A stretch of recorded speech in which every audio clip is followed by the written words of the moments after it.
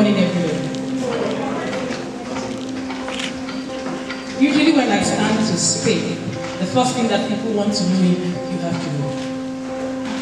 Yes, I do. So that before you ask me, I will say that I have 3 children, a set of twins and 1 foster daughter. Our foster daughter is 26, a set of twins are 10.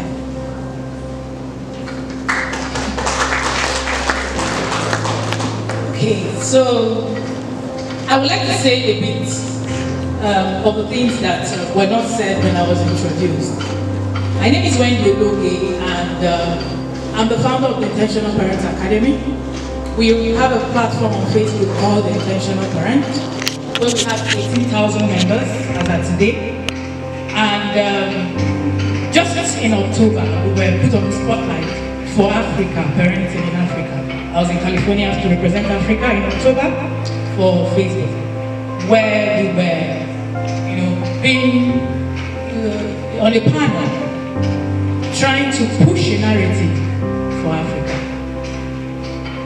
I am very delighted to stand before you today, and I'm very pleased with the school management.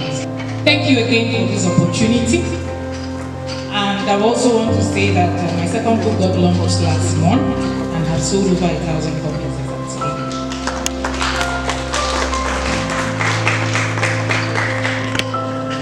Okay, I was told to talk about intentional parenting. Somebody asked me if I should use slides. I don't like the distraction that slides brings. So I just want us to have a conversation.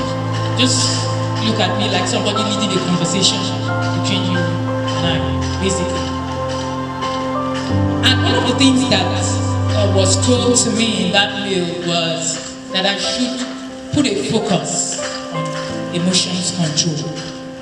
Interestingly, my forte is emotions control, because I have realized that our emotions is actually one of the things that make a mess of our journey as parents. I'll tell you this story. I'm a storyteller, so permit me. And I also like to talk. So if I overstep my timing, please signal me, because I can talk standing here for 4 hours. I speak for a living. I worked for USAID for 10 years. All I did was talk trainings. So yes. Okay, awesome. I have a timer right in front of me. Some time ago, there was a pastor in Nigeria, a son actually, who was murdered by his son. I like to tell the story a lot because that story bordered so much on the emotions control that happened in that environment as at that time. What happened? The child was told to say amen. The father is a pastor. This happened right inside the reading camp in Lagos. The father was a pastor, had a rebellious, in quotes, what we call rebellious child. This child was about 23 in school, in 3rd year, and while he was talking, the father said, "No, when I talk, you say amen." And the boy tried to say, "This is what happened and why Father got furious, hit him." Of course, you understand that kind of relationship they've had, back and forth before then. And this boy decided that, "Oh, okay, I'm really upset right now, so I'm going to fight her." He tried to, and he got out of hand, and he murdered his father.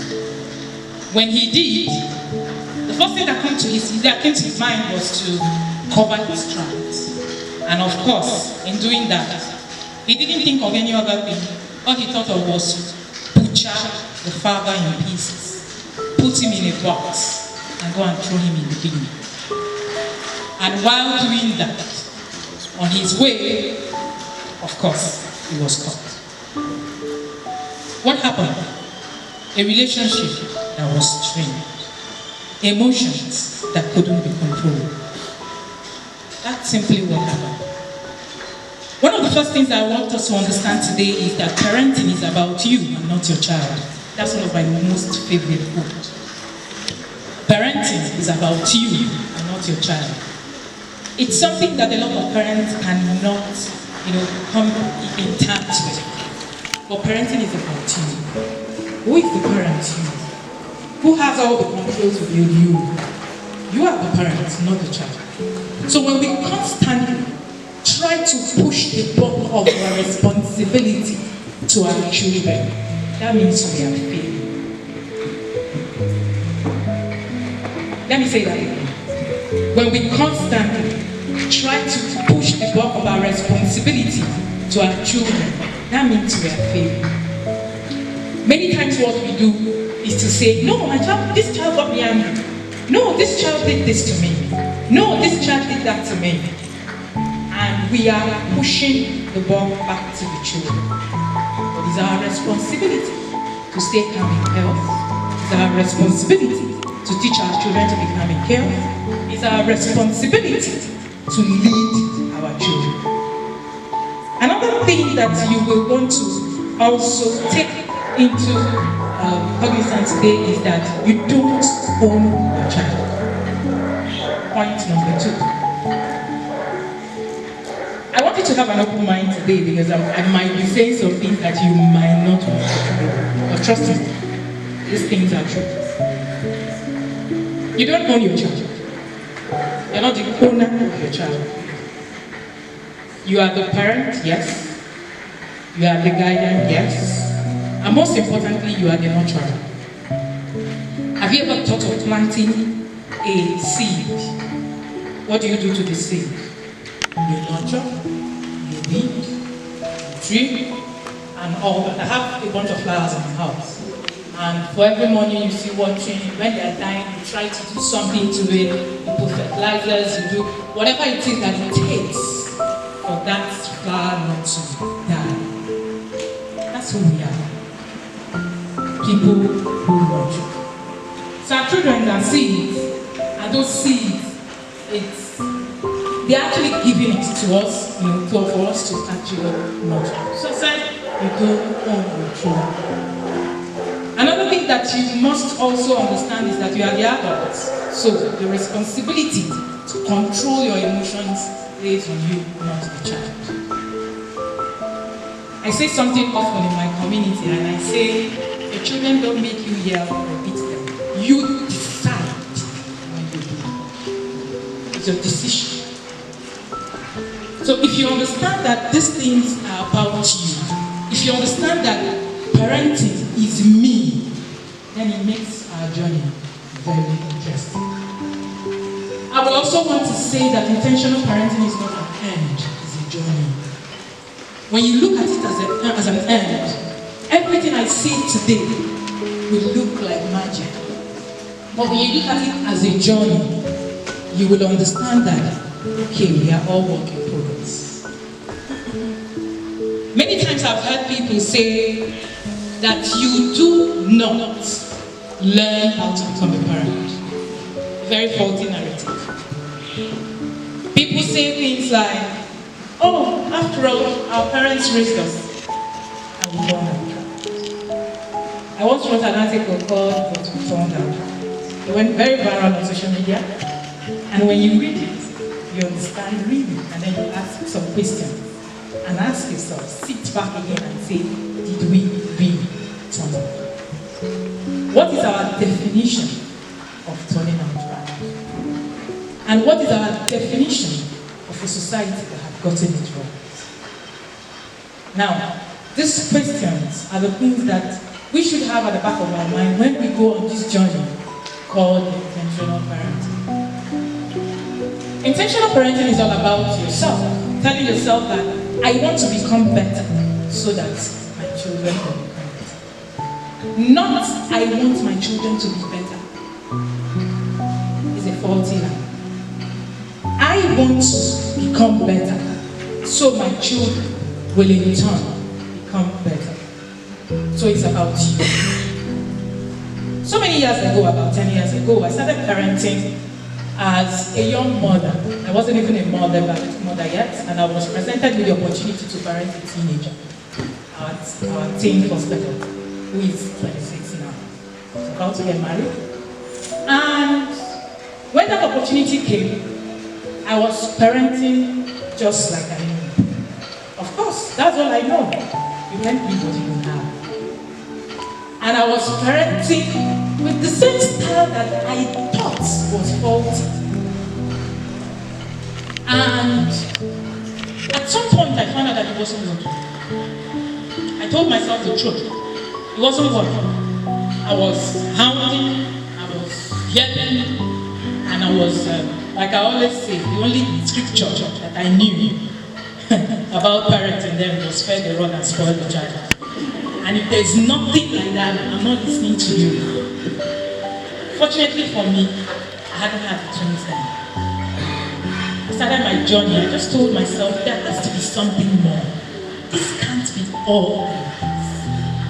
There has to be something more, much, much more. And I found out that I wasn't having results. My aim was to have results. It was to have a child who was better. A child who was, who is doing good, child who knows what's right from wrong and all that. But I didn't have that result I was yearning. That was how my journey started. I started my journey to seek solutions for myself, not for anyone. It was years later, I had done this journey for a long time, when I now realized that there are a lot of parents who are going through what I have gone through, and it might have been needing help. That's what made me start the direction of political. One of the things I learned on that journey is that there are 3 things you will require to be able to work on this journey. Number 1, knowledge. Knowledge. I don't know how to explain it. There's no other explanation. Parenting is a learned skill, it's not assumed. When you assume it, you're going to do a lot of back and forth with it. Recently, I met a man who is 50-something. After he read my book, he contacted me and he wanted to have a time with me. When we sat down, he said to me, I have done a good job. I would presume. My children are all doing well. This one lives here, this one lives there, that one is a doctor, this one is that, and all that. And he said, but when I finished reading your book, I realized that there was something missing that I would have done. I was very curious. And he said, relationship. I missed out on it.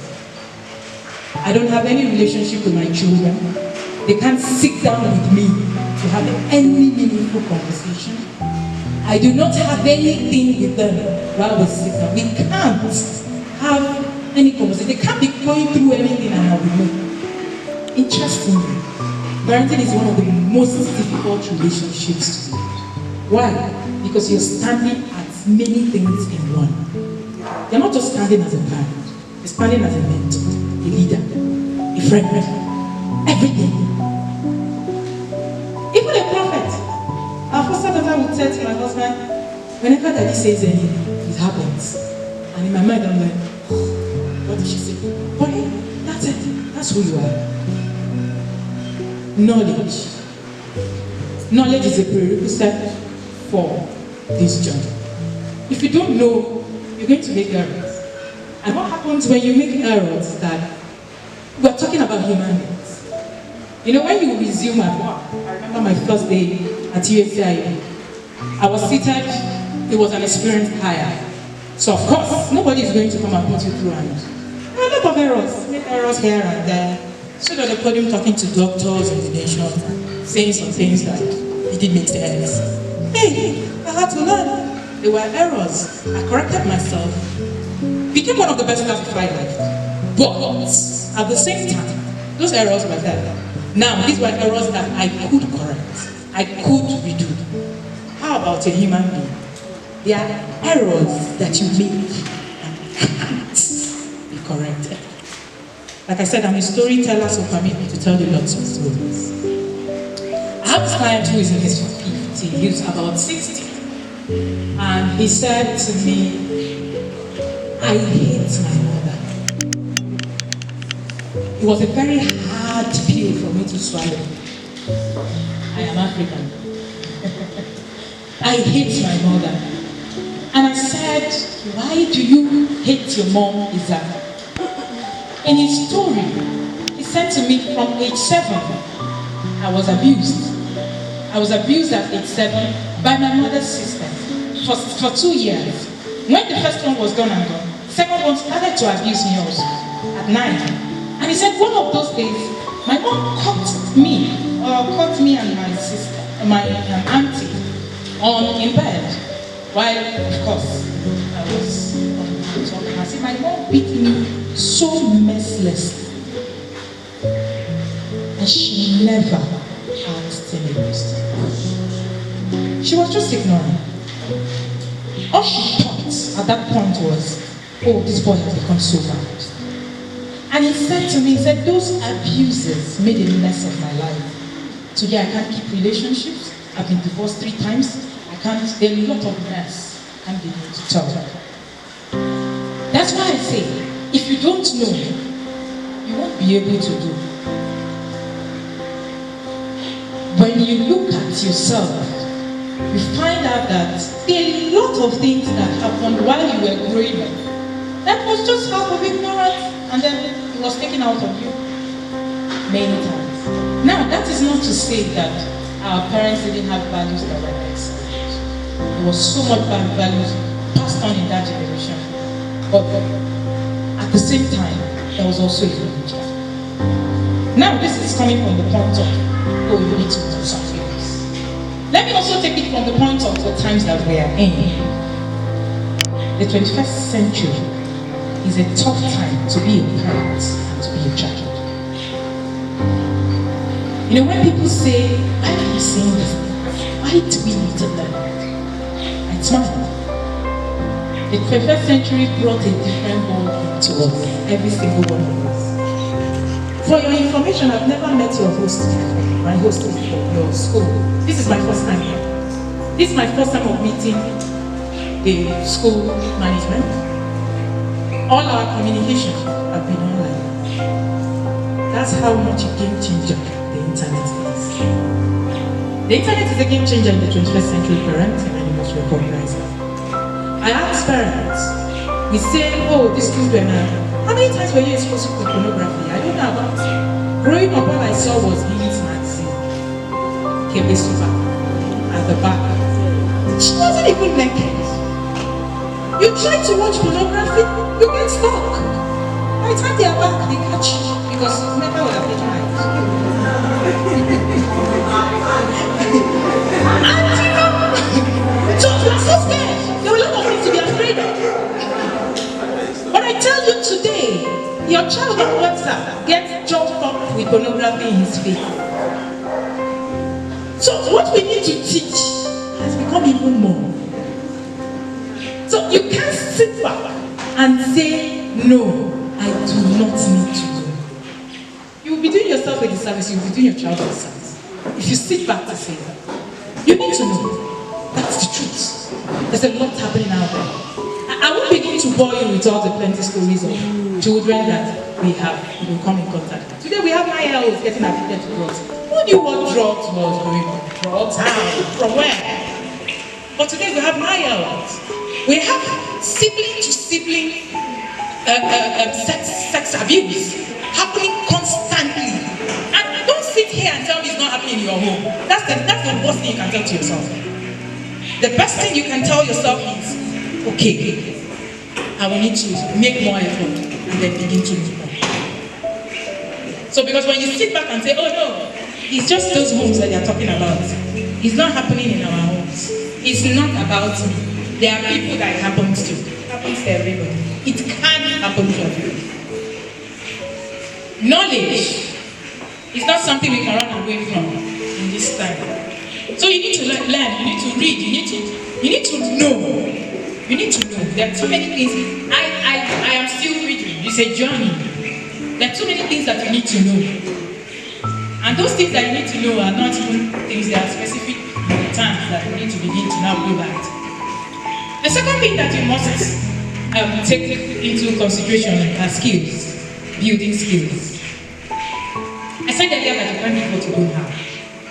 So the skills, I've heard parents many times hold their children to standards that they themselves cannot get.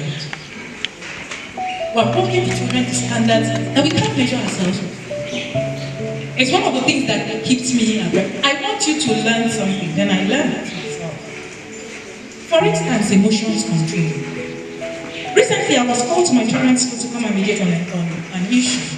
What happened? The child had been so aggressive, fights everywhere, does all manner of things.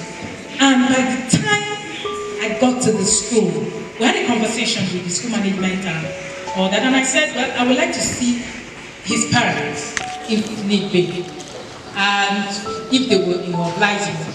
And they said, oh, why not? We'll call the parents. They called the mom. The mom was on the phone. How can you disgrace me like this? Does anybody do any kind of those things in your house? You don't. Oh, and then she was just yelling, screaming, and said she was on her way. By the time she got in, the first thing she did, yanked this little boy up, gave him 2 slaps. I needed to see the whole drama.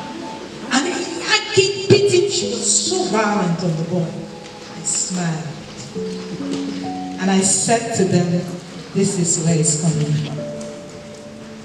Your children are going to learn their first emotions from you. If you want, agree. If you want, no agree. That's the truth. Those things that you're doing and you're thinking, oh no, that's just my way of trying to just raise the children. Trust me, your children will become sane. Have you ever wondered that the things that you don't even like your mom or your dad was doing at some point in your life, and you see yourself doing same thing? Why? Parenting characteristics are reflected. They will reflect at some point. Except you deliberately go on the journey and say, okay, I want to be able to begin to look at what happened to me while I was growing up. So by the time we were done, I said, this is where it came from. Let me cite an example with my own son. My son is a kinesthetic learner. A kinesthetic learner means that he is everywhere. He jumps from one corner to another.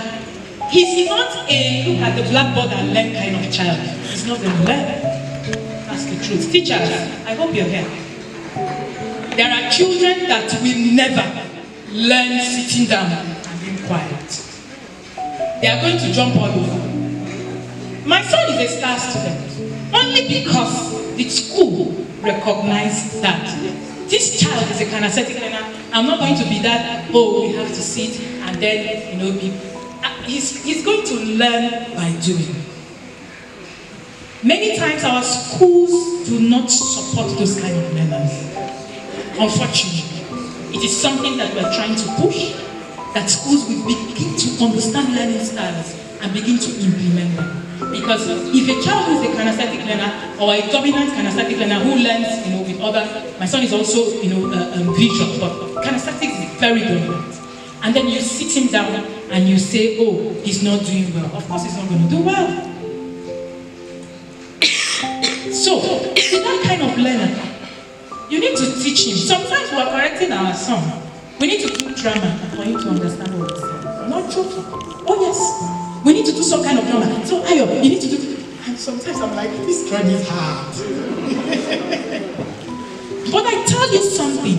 His emotions control are so out. He's physically, very physically strong. He's 10, but he can lift me up. Yes, it's that scary. So we tell him, and then he's big. I'm small. When you see my children, I see my one tiny. Yes. And then we tell him, you can't bully people, you can't talk to them. But it has to start with us. Most children who bully children are bullied at home. That's the truth. So no matter how it is that we want to run away from those things, they will come back. So those skills are skills that you need to build up yourself before you actually come to your child and say, yes, you have to be. You need to hold your children to the standards that you yourself are holding yourself to. So when I started to recognize that, I need to build my emotions. So if not, this boy will just think that everything is violence. You just hit me, bam, bam. And then he will channel it wrong. Which is why people ask me, so do you mean you don't just go about? My neighbor called me one of those days and said, I don't hear you shouting, I don't hear you beating. But your children are so well behaved. In my life, It's just a skill, really. It's not an assumption. It's something I had to learn.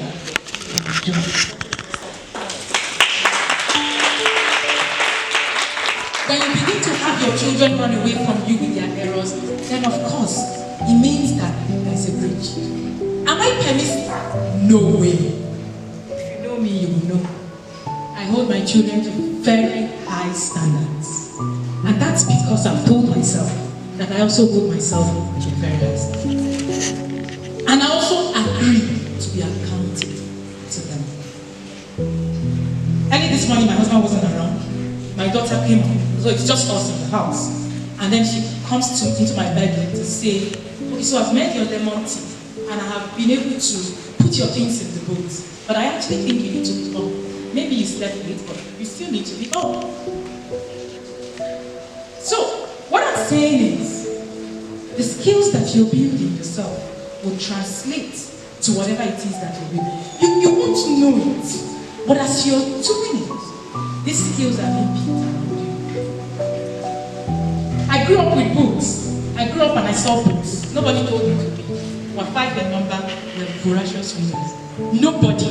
My father never said, oh, you must read, oh, you sit down. No, we just saw books of interest. We just kept reading.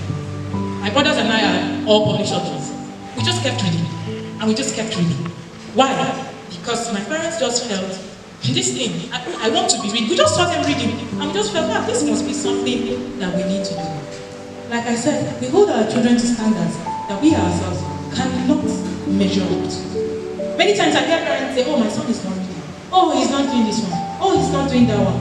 Modeling is one of the most effective ways of parenting. Sometimes you don't even need to say anything. In my book, The Discipline That Works, that's my second book, I wrote something about the tools, and I said, one of the tools you actually use to discipline is silence and deliberate modeling, deliberate programming. Children are prone to programs. There are a lot of things that you do that you don't know how you started to do them. It's just because you were programmed to do them. And nobody really came to say you need to do this. Programming. Very important. My time is running. So on skills, you need to develop skills. You need to find out, list down all the things that you want to see in your child. You begin to do them. That's what I tell you. Everything that you want to see in your child. The number one thing I told myself was that I want children who will be able to control their emotions. People say even if houses are burning, people are jumping up and down. My husband and I are so calm. It's not a gift, it's a skill. It's not a gift, it's a skill. A few days ago, my dad called me and said his house was bombed. And then, my siblings were all calling and saying, no, the house was bombed.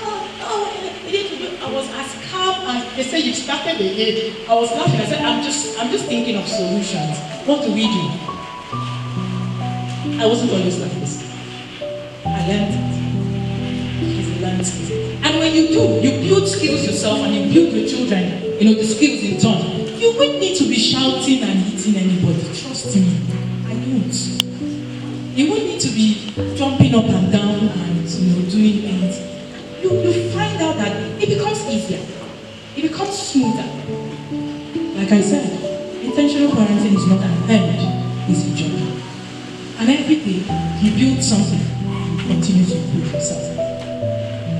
The third thing I would like to talk about is grit. G-R-I-T. Grit. Grit means stay on, even when it gets tough. Stay on, even when it gets tough. I'm going to be sharing 3 stories to buttress my point. Story number 1. Our foster daughter came to our house as a teenager. There were a lot of things. I don't know if you understand what it means to start parenting a teenager. From just a teenager. It's like a war. That's the truth. But I had to tell myself that this can be done better. And of course, that is what brought me to my journey. But I tell you, the ability to stay on, even when it gets tough, is what has brought us here. Today she's a graduate. What? So we're all, all look around and say, oh wow. People see us like, yeah, oh, you're going to have somebody like, oh. And we're like, yeah, I know that. But it took a lot. Grit. It took a lot. Recently, she was awarded the best copper in the state, and she served. And when we were there at the event, my husband and I were smiling. And what did she do? One of our core values. Meanwhile, if you don't have a family value, please go and create one. Family value, family mission, go and create one. It will guide your children. One of our core values in the house is touching lives, improving humanity with what we have, and becoming world changers. I remember she said she went to camp and she saw this particular school, and she was wondering, the school of deaf and dumb, they don't have toilets, oh, they don't even do any other thing, oh, the place is so messy, oh, she called us. Another thing that you must also understand is that you will also be able to give your children opportunity to look out for things, to do things by themselves.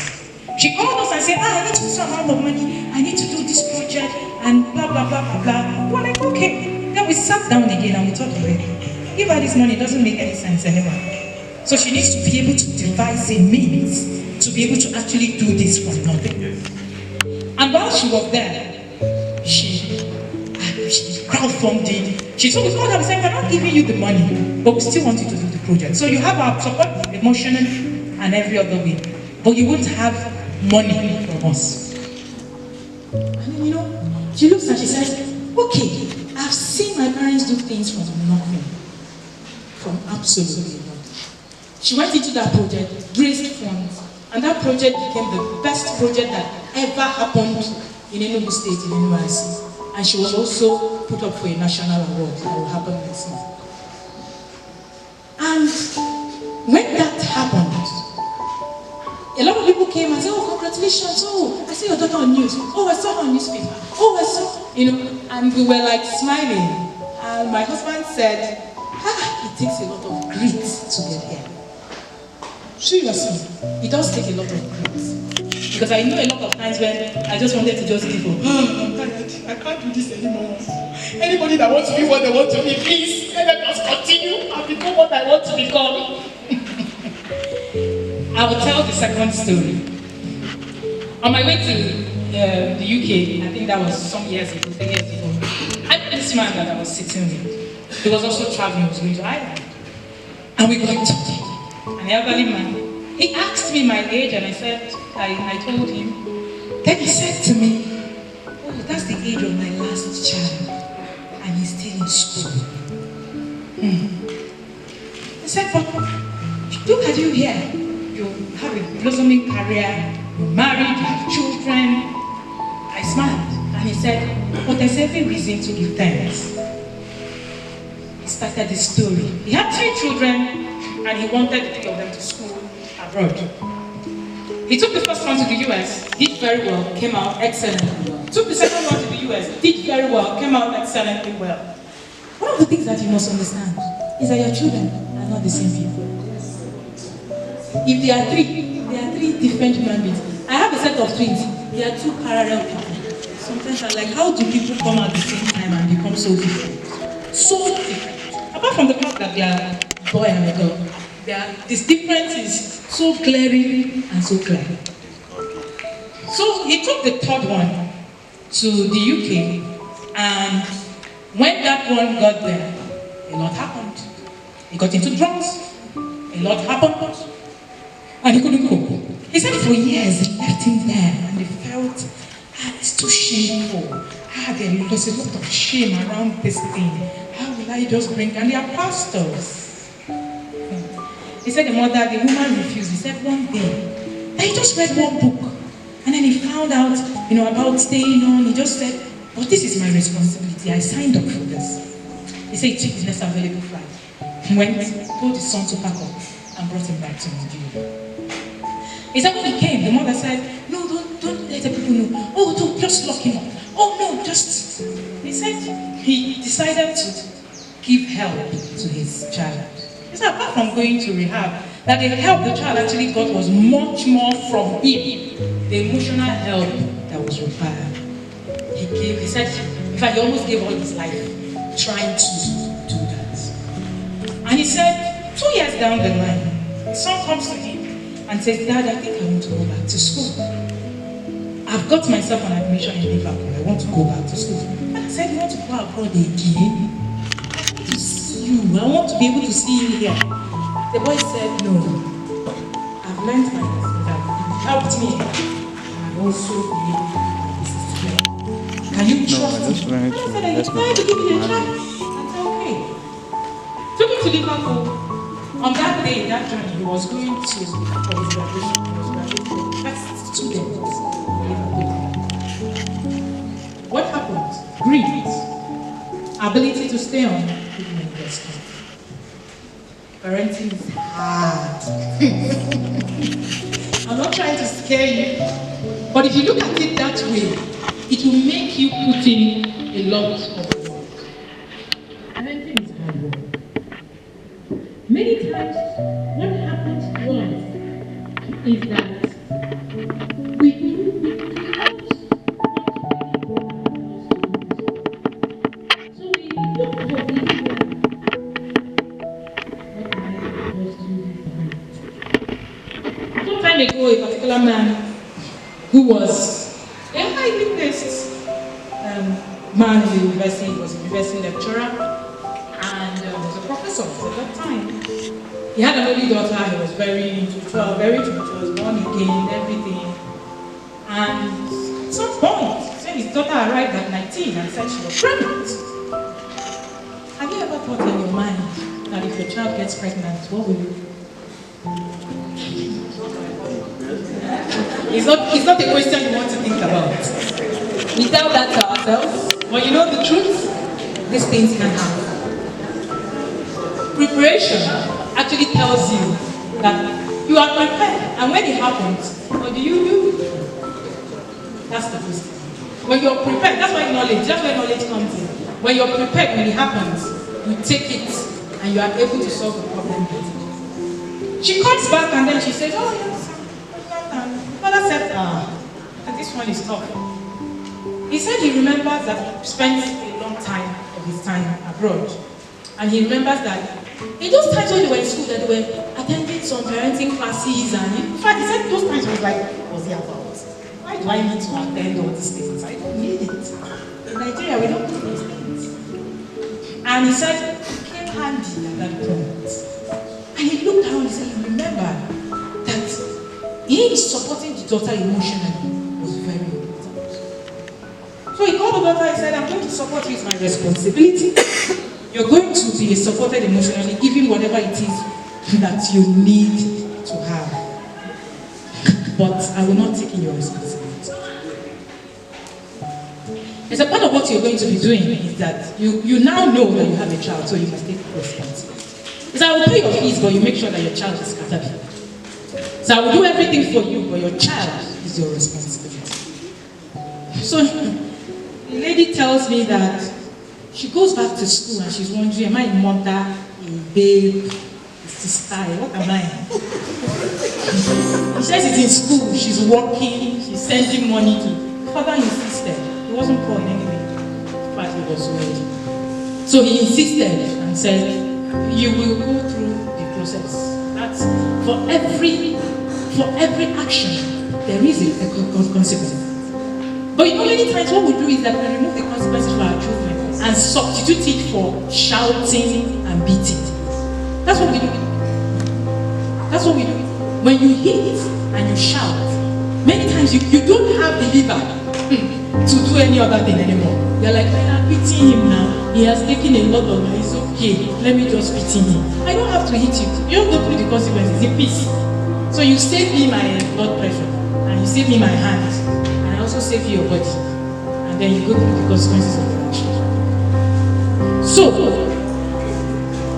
she went to school, she started to grow, and then the child grew up.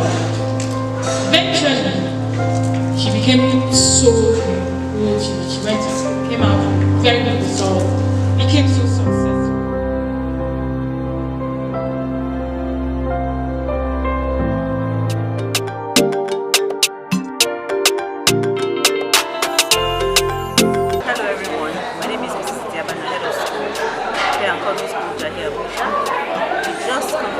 our parents' conference where parents come together to be empowered, to be educated, to socialize, etc. Well, today's event was awesome. Why? The turnout was great. We had over 100 parents in attendance, and for the first time we had house sessions where parents were given the opportunity to discuss challenges, recommendations, and observations according to the classes. After which the school responded, giving explanations and reasons why we are the way we are. Most especially when Diologue was on board. She's a parent coach, internationally known, followed by over 18,000 people on social media. It was an honor having her. And one of the things we took back from her session was that parenting is not the end, it's a journey, and we don't own our children. And first obedience is no obedience. She has written 2 books, and I encourage everyone who cares to listen to buy her books and try to apply the principles mentioned in the book, because we need to understand as parents that one way discipline may not work for all our children. Our children are different, and we have to learn ways, positive ways, result-oriented ways of doing things with our children, and most especially maintaining a relationship with our children so that when they make mistakes, we are the first person they call upon. Thank you very much. I look forward to the next one, which will be holding sometime next term. We have this event once every term, and I'm glad for the vision behind it.